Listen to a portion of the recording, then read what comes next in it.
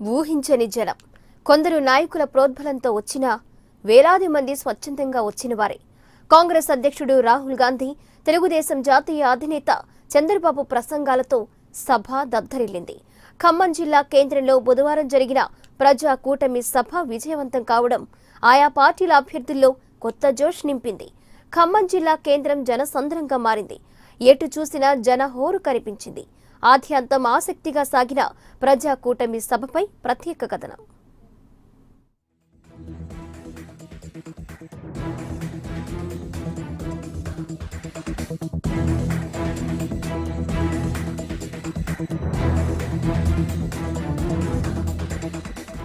అందరి కళ్ళు ఆ సభపైనే.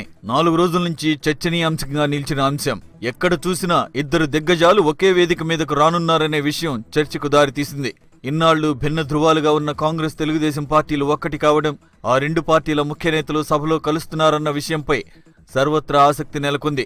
ఖమ్మం జిల్లా కేంద్రం జనసంద్రంగా మారింది. ప్రజాకూటమి సభకు వేలాది మంది ప్రజలు, వివిధ పార్టీల నేతలు భారీగా తరలిరావడంతో కూటమి నేతల్లో పూర్తి ఉత్సాహాన్ని నింపింది.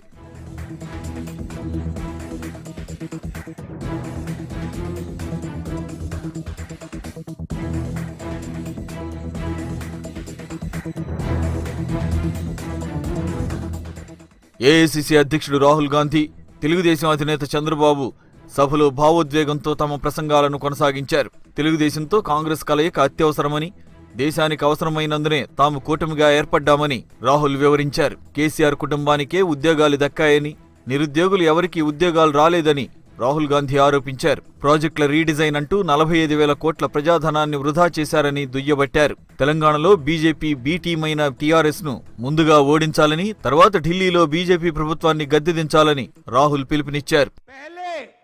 तेलंगाना में हम नरेंद्र मोदी जी की बी टीम से लड़ेंगे और उनको हराएंगे, और उसके बाद दिल्ली में ए टीम को हराने का काम करेंगे. कुछ ही दिन पहले प्रधानमंत्री जी यहां आए, उन्होंने कहा कि टीआरएस और कांग्रेस पार्टी में कोई फर्क नहीं है. नरेंद्र मोदी के हर बिल को टीआरएस ने समर्थन दिया और कांग्रेस पार्टी बीजेपी से लड़ी. डिमोनेटाइजेशन का समर्थन टीआरएस ने किया.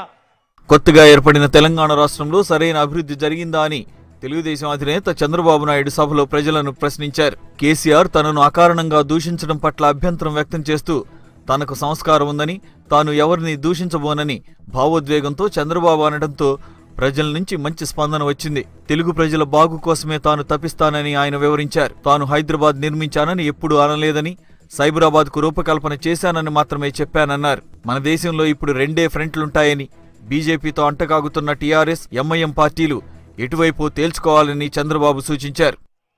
హైదరాబాద్ నగరాన్ని, సైబరాబాద్ నగరాన్ని శ్రద్ధ పెట్టాం. నిన్న మొన్న మాట్లాడుతూ అంటున్నారు నేనే హైదరాబాద్ నగరాన్ని కట్టానని చెప్పుకుంటున్నానని. నేను హైదరాబాద్ నగరాన్ని కట్టలేదు. సైబరాబాద్ నగరాన్ని నా హయాంలోనే రూపకల్పన చేశాం. అది యథార్థం అని చెప్పి మీ అందరికీ తెలియజేస్తున్నా.